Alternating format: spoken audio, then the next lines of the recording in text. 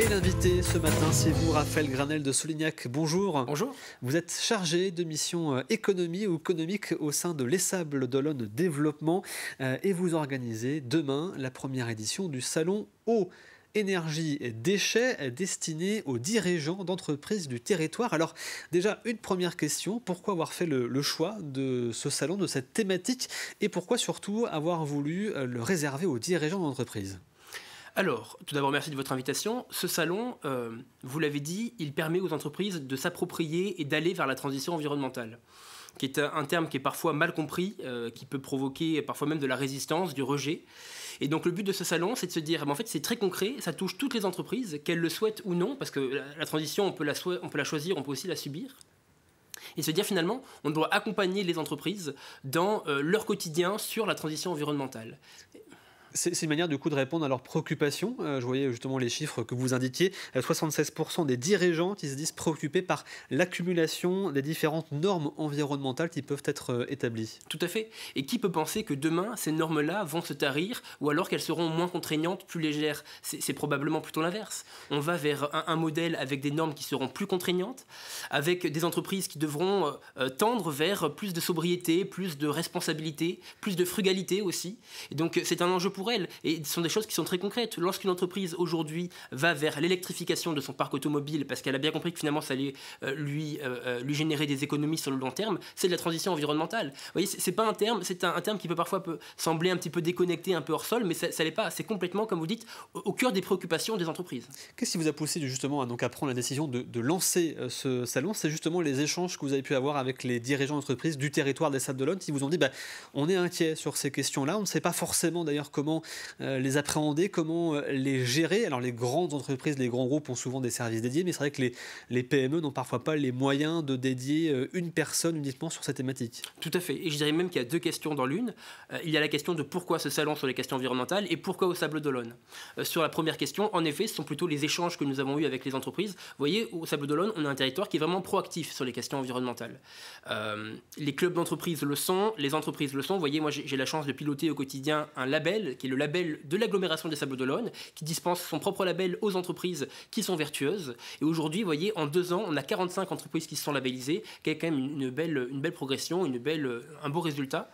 Et pourquoi au Sables d'Olonne ? Parce que j'aimerais, et ça je pense que vraiment il faut prendre le temps de le dire, parce que quand on ne vit pas au Sable, je pense qu'on ne le sait pas. L'agglomération des Sables d'Olonne est vraiment proactive sur les questions environnementales, mais bien plus qu'on ne peut le penser. Je vous donne 2 ou 3 exemples rapidement. Par exemple, lorsque l'agglomération met en place le projet de thalassothermie qui vise à permettre à 17 bâtiments de se chauffer grâce à l'énergie de l'océan. Ça, vous voyez, c'est une énergie quasiment inépuisable, qui est renouvelable et donc qu'on peut utiliser. Lorsque l'agglomération met en place la ceinture verte, la décarbonation des transports dans le centre-ville, lorsqu'elle met en place le projet Jourdain, qui est une première en Europe tout de même, qui vise à réutiliser les eaux usées. On a vraiment un territoire qui est engagé, donc en ce sens, je pense qu'on peut collectivement saluer l'action de notre président maire, M. Yannick Moreau, ainsi que toute son équipe, qui vraiment mettent en place des projets structurants pour l'avenir sur les questions environnementales. Donc oui, on a un territoire qui est engagé, on a des entreprises et des clubs d'entreprises qui suivent le processus, qui suivent la démarche. Donc finalement, les conditions étaient réunies pour avoir ce salon. Alors si on revient maintenant sur la programmation un petit peu du salon, 50 exposants dont ils seront présents, différentes tables rondes, des ateliers thématiques et donc différentes conférences. Une conférence sur chacun donc, des 3 thèmes. D'abord, si on prend l'eau, un enjeu stratégique donc, pour les entreprises et collectivités. Concrètement, quelles solutions proposer justement aux entreprises, d'une part pour réduire leur consommation d'eau et donc avoir aussi pour certaines une facture moins importante ? Tout à fait, c'est exactement ça, c'est exactement le principe et vous l'avez très justement dit, les entreprises pourront monter en compétences et rencontrer de nouveaux partenaires à la fois sur le village de solutions, où en fait on va avoir un village qui est réparti de manière homogène sur les thématiques eau, énergie, déchets, et en effet sur la première table ronde qui d'ailleurs je l'indique est ouverte par M. Loïc Perron, vice-président de l'agglomération des Sables d'Olonne à 11h. Et donc voilà, justement, le but c'est de donner des solutions concrètes aux entreprises pour que demain elles puissent, lundi matin, je rentre dans ma structure et finalement j'ai déjà des exemples concrets d'actions à mettre en place. La question de l'énergie, on le sait, est très importante pour les entreprises. La consommation énergétique, on a vu ces dernières années la facture augmenter de manière assez conséquente, ce qui a forcément un impact sur l'entrepreneuriat, sur les investissements des différentes entreprises. Justement, aujourd'hui, quand vous échangez avec les dirigeants, quelles solutions eux-mêmes parfois apportent ? Quelle est la solution, on va dire ? C'est d'installer soi-même de l'énergie renouvelable sur son territoire, en tout cas sur son entreprise, pour réduire sa facture? Alors oui, ça je dirais que ce n'est pas la première action. La première action, c'est d'abord de mieux connaître ses consommations, de mieux les gérer. Vous voyez, tout à l'heure, je disais que tout était imbriqué, que finalement, les entreprises ne peuvent pas s'abstraire à cette longue marche qui est la marche de la transition environnementale. Et dans cette longue marche, il vaut mieux être dans le peloton de tête, voir les choses venir, plutôt qu'être en queue de file. Et pourquoi? Parce que lorsque, par exemple, vous avez une crise énergétique en Europe, c'est votre facture qui explose. Et donc d'abord, je dirais que c'est mieux connaître ces factures, et en l'occurrence, la table ronde pourra être éclairante à ce sujet. Évidemment, elles découvriront sur place des nouvelles solutions. Je vous donne un exemple, parce qu'il faut que ce soit concret et pas trop hors sol. Dans la table ronde, nous avons par exemple le fondateur de Enercool, M. Maxime Claval, une solution qui vise à réduire votre facture énergétique et votre consommation de climatisation pendant l'été grâce à une peinture réflective que vous mettez sur le toit pendant l'été. Et même pendant l'hiver, il y a différents usages également. Donc voilà, des solutions qui sont très concrètes pour faire comprendre aux entreprises qu'il vaut mieux qu'elles s'y mettent dès maintenant et qu'elles ont tout à y gagner. Qu'à la fin, elles géreront mieux leur consommation et ça leur coûtera moins cher.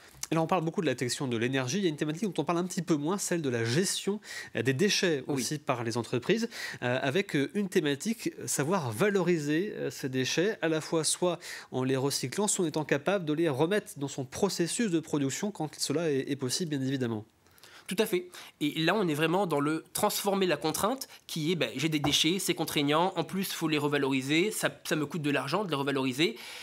Transformer cette contrainte, qui est parfois, là en l'occurrence, qui est toujours subie, en levier économique. C'est exactement ça. Et par exemple, on va aborder les sujets de mutualisation. Comment on peut réduire les coûts grâce à une mutualisation d'une entreprise qui peut-être avec ses voisins, ses voisines, va mutualiser la gestion et la collecte, avec également des sujets très structurants comme la revalorisation des déchets. Vous le savez sûrement, les entreprises peuvent revaloriser le carton, certains types de plastique, l'aluminium, elles peuvent le revaloriser et donc transformer ce déchet en levier économique. Donc oui, tout à fait, ce sont ces sujets qui seront abordés. La thématique des déchets, comme vous le dites, est souvent sous-estimée, méconnue, et pourtant elle est cruciale. Nous sommes tous producteurs de déchets, il vaut mieux s'en occuper. Alors donc je rappelle la première édition donc, de ce salon eau, énergie, déchets. C'est donc demain aux Atlantes de 9h à 18h, réservé notamment donc, aux dirigeants d'entreprise. Justement, si certains souhaitent participer, c'est sur inscription, si je ne dis pas de bêtises. Tout à fait, c'est sur inscription. Vous pouvez vous inscrire, j'ai presque envie de dire, même au dernier moment. Si vous en prenez connaissance demain, vous pouvez vous inscrire directement en ligne sur salon-eed.fr. EED pour eau, énergie, déchets, vous l'avez compris. Et je terminerai en disant que ce salon, c'est un salon qui est organisé par la SPL Destination Les Sables. C'est important de le préciser, et je salue à ce titre son président, M. Chapalin, qui est vice-président de l'agglomération, en partenariat avec la SEM, les Sables d'Olonne Développement. Et là, à nouveau, je salue son président, M. Alexandre Mézières, qui lui aussi est vice-président de l'agglomération. Donc voilà, c'est une démarche qui est collective entre ces deux structures, entre, vous l'avez compris, les différentes entreprises de l'agglomération. C'est une démarche qui est structurante, qui est collective. Il faut y aller tous et toutes. Et donc ce salon vise vraiment à monter en compétence, à mieux se saisir de ces sujets, afin de mieux voir les choses venir et de ne pas subir constamment. Merci beaucoup, Raphaël Granel de Soignac, d'avoir été à nos côtés ce matin donc, pour nous présenter cette première édition donc, du salon EED, eau, énergie, déchets, donc, à destination des chefs d'entreprise du département. Voilà, si vous dirigez une entreprise et que vous venez donc de découvrir, l'inscription se fait tout simplement en ligne.